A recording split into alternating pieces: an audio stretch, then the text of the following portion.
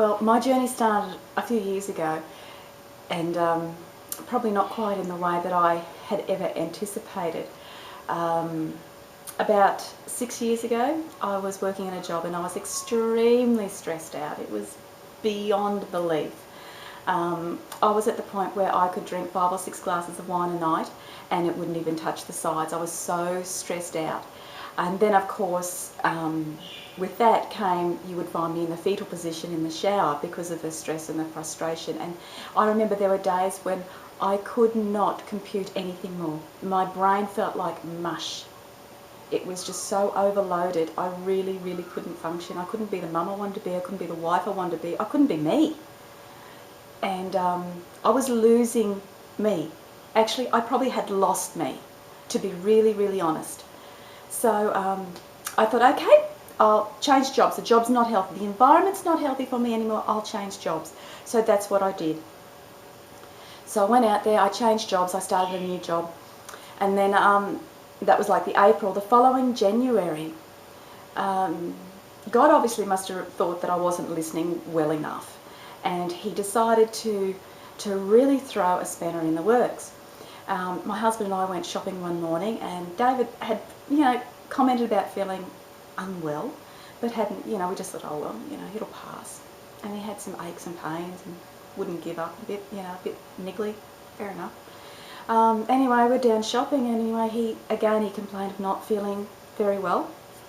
And so we, and I had this sense that there was something more. So he went and sat down outside the shop that we were in, and I just went through the checkout and came through and sat with him. And I just had this overwhelming feeling that something was really wrong here. Really, really wrong.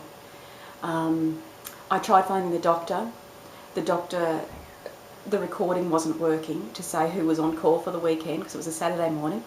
Anyway, so there was a hospital across the road, so I took him over we walked over to the hospital, just down some steps and over the road. He was flat out walking across the road. And when we got to the doctor's surgery, he kicked off his shoes and he said, I need water. And he had this pain down his left arm.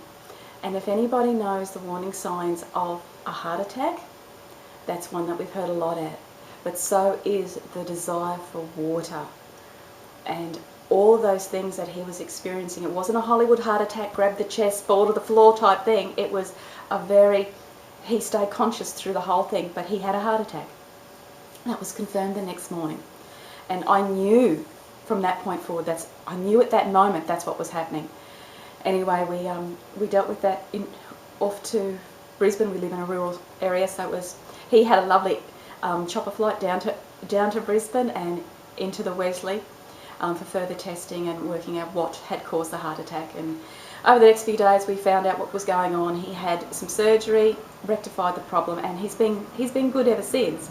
However, that whole process, and for months afterwards, it really rocked me, because what it did was it brought back something that was so deeply embedded in me that it just triggered back some horrible thoughts, and that was fear. It brought out every fear that I have, deep-seated fear, and that was loss. Because my father died when I was 18 months old. He was killed in a workplace accident. My mother had gone through losing a husband and being left with 2 small children. My husband was 42 at the time when he had his heart attack, so certainly not old. And I had a 12-year-old and a 8-year-old. So while my kids were older than what myself and my brother were when my father was killed, it was still the whole history's about to repeat itself. I'm about to be a single mum.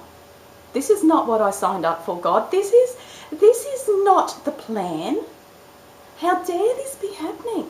It really rocked me. So that was the start of a roller coaster ride, a really huge roller coaster ride of emotions, and coming to terms with fear and realising just the depth of which this fear went.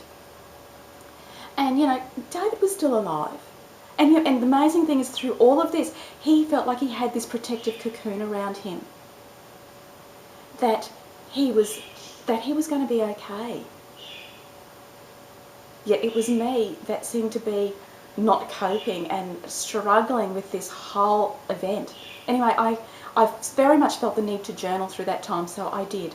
And out of that also came the feeling of the start of wanting to share my story and thinking that, why have I gone through this? I really, looking back at the other experiences in my life, thinking, I think this is all about me encouraging others and sharing with others, because I'm sure that there are other women out there who are feeling exactly the same thing and going through similar situations that are really struggling with their fears. And fears will paralyse you, they'll take over, and it's not a great place or a great place to be or a great way to live. So anyway, I made it through that, and in the midst of all that, a month after Easter, he had his heart attack. I started a new job. I had a former boss ring me up and say, come work for me, so I did, and it was exciting and wonderful and probably really needed at the time. However, 2.5 years into that, I then hit a snag where, again, I was back to being my stressed out, incredibly frustrated person, and not happy with who I was and what was happening in my life and how I was feeling. And so I started some real deep soul searching, because I felt it was me that was causing the issue. I started asking questions about myself and why I am the way I am. Why do I give 150% to something? Why do I beat myself up when it's not perfect? I am a perfectionist. My Year 2 teacher told my mother that very early on. She picked it up, and it is.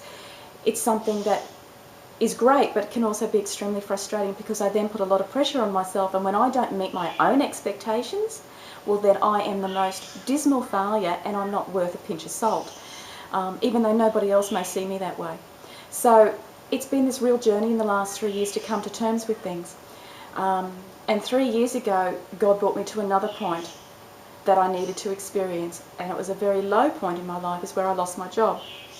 And I believe it was because I wasn't coping, and they could see I wasn't coping because of emotionally and how frustrated. And yes, there were parts of the job that had led to that frustration, a lot of frustration within the job. Absolutely. However, I wasn't dealing with it the way I needed to. I wasn't coping with it the way I needed to, so I needed to make change. And I can look back now and go, losing my job was probably one of the best things that ever happened to me. But at the time, it was horrible. I remember locking myself in the house, closing the blinds, living in darkness, and would be quite happy to stay there for weeks and not talk to anybody.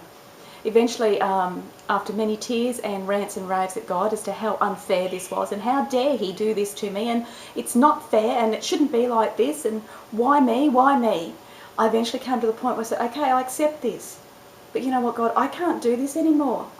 I need more strength than what I've got, because this is just too much for me. So it was time to really start relying on God. And I was full of fear. I felt worthless and hopeless, and that I had nothing to offer this world. I felt that everything that I had done was an absolute waste. My whole career, everything. I had failed everybody. My family, my husband, my children, myself. I had failed everybody. And it was a process that I had to go through to come to terms with the fact that I had not failed. This was a journey and a step that I had to go through. And it's been a wonderful journey, I guess, in some ways, a hard one in the last 3 years. And there's lots that has come out of that I want to share with others. So if you hang in there with me and join me on this ride, you'll get to hear more of the journey and more of the visions and the challenges and everything that God has put in front of me that has made me stop and think and reevaluate who I am and where I'm going, and to realise that I have significance and I have purpose on this earth, and I am darn well going to go out there and make a difference. So join me, and I really look forward to catching up with you. Catch you soon.